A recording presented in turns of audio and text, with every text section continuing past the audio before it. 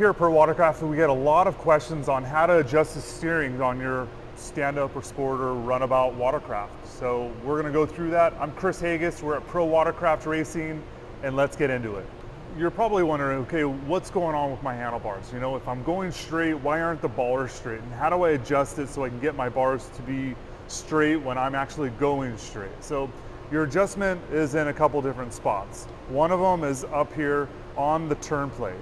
You'll see there's usually a quick release where this slides back and it is sitting on a little ball nut right there, right? So this is one adjustment point, and there's also another one down at the exit nozzle where the steering nozzle is. So what is going on? How do I adjust it? So there's a lock nut. Usually it's a 8mm nut that you would break loose. And at this point, when you pop off this adjustment, you can turn it in and out to adjust the handlebars, right? So there's a couple tricks that I've learned along the way that I want to share with you today.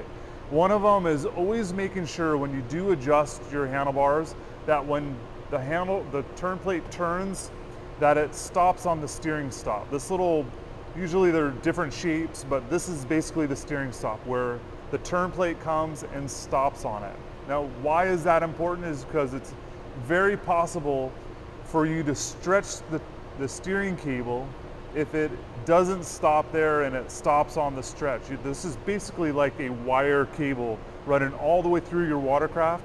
And if you stretch out that wire cable, now your steering is gonna get sloppy, it's gonna do weird stuff when you're not wanting it. So it's really important to make sure that you get that turn plate to always bottom out and stop there before it's stretching on the cable. So sometimes that's one of the first things I look at when I'm adjusting the steering.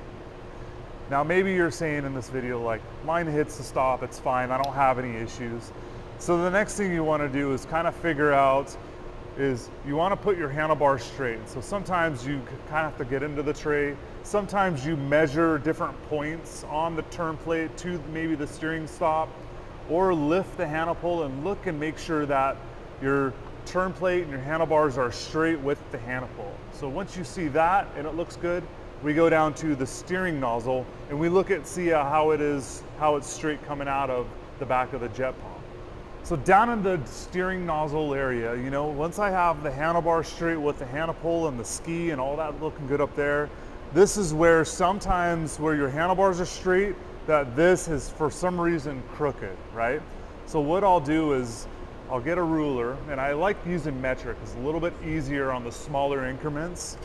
I'm putting my ruler on the end of the exit nozzle, right on that edge, to the end of the steering nozzle. And so I'll put the ruler in and I'll find out, okay, it's 75mm, then I'll pull it over here and make sure it's also 75mm, and I'll make sure my handlebars are still straight. Now, if it isn't straight, you have the option to adjust the steering down here as well. But a lot of times I'll just make the adjustment where it's easier to get my wrenches into, easier to turn the little ball and ball nut and the little slip that slips over the ball nut. So right now it's easier for me to do the adjustment at the steering bars, but you have options of both if that one is not, it's already adjusted to its max, right? So this is just a little insight of how I do my steering from handlebars down to nozzle to make sure when I'm riding straight with the handlebars that the ski is going straight as well. Okay, so I noticed that my steering nozzle was a little bit off, so I'm gonna adjust my spring clamp here, and I popped it off the ball nut, right? So, and usually I try to do like laps, right? So I'm right here, you see where it would slip into this ball nut. So when I go all the way around, that would be like one lap. So I try to like pay attention how many times I rotate it. So if I go the wrong direction, I just say I go back one lap or 2 laps, however works for you. So I'm gonna go one turn because that's about how much I was off. And then I'll re-tighten up my lock nut with my 8mm wrench. And it really is as simple as that.